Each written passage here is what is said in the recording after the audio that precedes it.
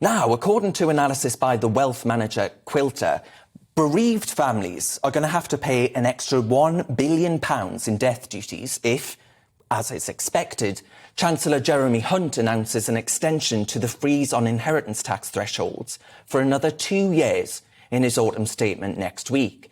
Prime Minister Rishi Sunak froze inheritance thresholds until 2026 when he was Chancellor, but in order to plug its £50 billion fiscal black hole, it's understood the government will push ahead with this so-called stealth tax raid.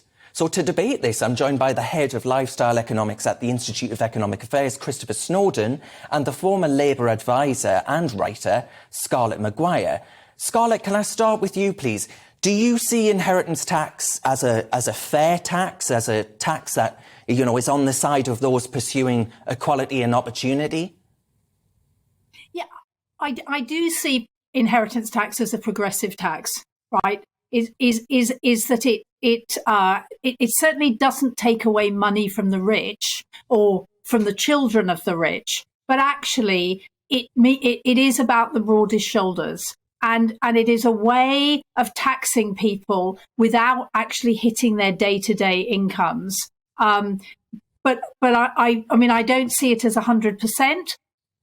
But I do think that it's absolutely fair that at a time of terrible, terrible economic problems, many actually caused by the present government, that we do freeze tax bans and in particular inheritance tax, because actually that's not hitting people's day-to-day living. That's not hitting the way whether people can pay, you know, for their food, for their heating and lighting. It's about money coming down the track.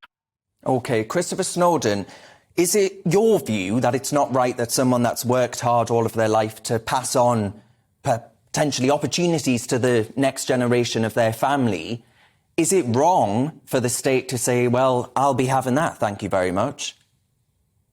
No, actually, I don't think it is. I don't think that's a good objection to inheritance tax. The idea that, you know, people often say, well, I've already paid the tax on this money. You can say that about all the money you spend. I mean, every time a money changes hands, it generally gets taxed. You know, you get taxed on your salary and then you go to a shop and you buy something and you pay the VAT on it. You don't say, well, I've already been taxed with this money. The money's been taxed many, many times before. I mean, personally, I don't want to see people paying more tax, full stop. I'd like to see a smaller state and greater economic growth. And I believe that is possible.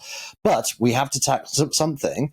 And actually, particularly given the huge amount of house price inflation over the last 20 years, I think it's a pretty good thing to be taxing is unearned housing wealth. Not many people actually pay inheritance tax as it is. I think it's only something like 4% of families who've had a bereavement.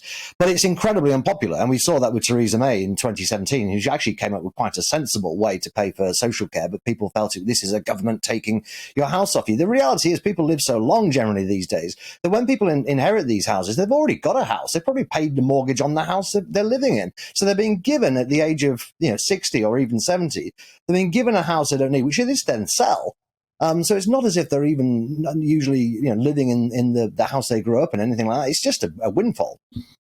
I mean, Scarlett, I want to put to you what Alex Davis of the Wealth Club has said. He said it's not actually going to be the super rich, right, who feel the pinch of a stealth tax like this, but it's going to be thousands of hard-working families who get caught in the crosshairs of a high property price. And, it's not their fault their property prices have shot through the roof, unless, of course, they're standing saying, absolutely no way, Jose, you won't build here. And the frozen inheritance tax allowance, that's going to clobber working families, isn't it? The whole thing about inheritance tax is it doesn't clobber you at the moment, right? What it does is it just lessens some of the money coming down the track. I mean, I completely agree with the Institute of Economic Affairs that actually house prices have just got ridiculous. And certainly if you live in London, I know one person under 40 who's bought their own house on their own money. Everybody else has used their parents' money either because they died or because their parents are rich. I mean, I'm somebody who will be very much affected. I mean, if I die tomorrow, my children will have to sell the house. There's no question about it. And neither of them for ridiculous reasons, have their own houses, right? And absolutely right. By the time my parents both died and I inherited anything, I'd paid off my mortgage. So that wasn't a problem. And I think, I mean, it's not about hitting hardworking families. It's about saying that, you know, that for a lot of people, house prices have given them unearned wealth, right? It's they were lucky. We were lucky. I mean, the people I know who I have to say to, I bought in London when I was young. That's why I can afford to live here. And it's about luck. So, and I mean, when we say we're just going to freeze it, I mean, it's not as though we're putting in punitive amounts. We're just going to freeze it. The first 325,000 you'll still get. The rest will be taxed, right? So, and I think it's taxed at 40%. So the rest will be taxed and you'll still get half of it. So it's not that people will be losing every penny. It is that some of it will be going to the state. And as the Institute of Economic Affairs said, I mean, something has to be done about people with dementia, about social care. Yeah, somehow social care. Pay for that. Exactly. Well, Scarlett, I never thought I'd see the day when you agree with the Institute of Economic Affairs, but what strange times we live in. Christopher Snowdon, I just want, finally, if I can just ask you, I remember back in the day this was painted by the Conservative Party as a death tax, right, when Gordon Brown was potentially flirting with these kind of proposals. What is it that's changed that means that the Conservative Party now looks at this as actually one form of taxation that it can get away with, not increasing, but certainly freezing the threshold of? Well, I think it's because they're freezing the threshold. You know, people won't notice it as much. It's a very stealthy way of getting more money. And they're not just doing this with inheritance tax. They're doing this really across the board, income tax in particular. So, you know, the government actually quietly quite likes inflation. There's a lot of benefits to the government of inflation. It can inflate away the debt, and it can get much more money in through the tax system, thanks to fiscal drag, which is a very subtle way of doing it. There's no way, I don't think, even now, that the Conservatives would say we're going to whack up inheritance tax explicitly. You know, you had as you say, they used to call it the death tax. Labour called the social care plan in 2017 of Theresa May called that a dementia tax. You've talked already about bereaved families. You know, when you put it in this very emotive language, then of course it's unpopular. And, you know, taxes in general, of course, are unpopular. But yeah, we're going to see this across the board, this fiscal drag. People aren't going to notice it so much.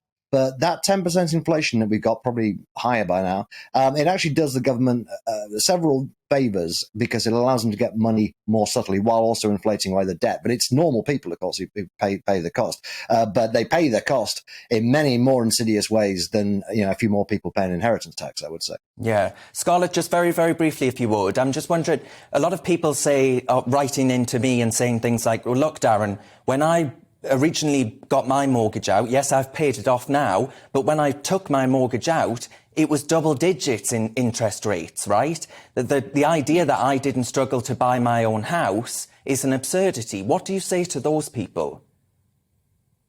I'm one of them. I mean, I bought my house in the 80s, and I had double-digit things, and it was incredibly tough. I mean, I was a single mum. Yeah. I was a freelance journalist. It was very tough. I paid it. I paid the mortgage off. But I do not think that means that my children should get everything for free. I think that we have to pay for things, and this is a good way and a fair way of doing it. OK, folks, well, we'll leave it with that agreement between the IEA and Scarlett Maguire there. Extraordinary scenes. But the head of the lifestyle economics at the Institute of Economic Affairs, Christopher Snowdon there, and former Labour advisor and writer Scarlett Maguire. Thank you both very much.